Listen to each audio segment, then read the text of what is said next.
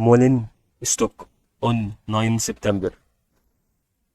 When we start about this two trend lines, these two trend lines should be on only this part. So all we have to do to know the price prediction to make a relationship between this part and this part. Since it started to increase on June 2020, it increased until July, and then it decreased on until September. So in the cases where it increased on June and November.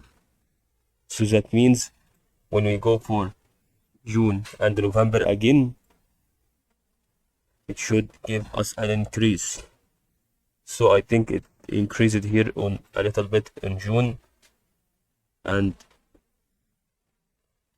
in November it increased from this trend line, and it went until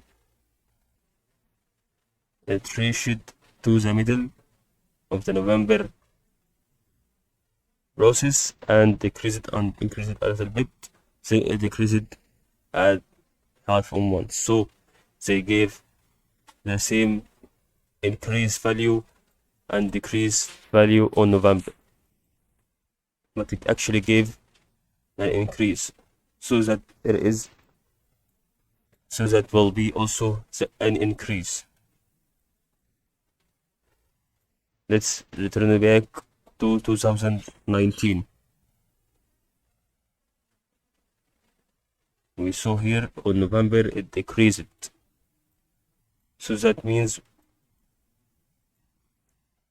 since we have this trend line here, we should take our consideration that when we have a lot of support is spaced by this trend line, but there is no support based by this trend line yet, only the last part and the previous part of it. I think this would be the minimum value that MULN stock reached, and it will increase in momentum.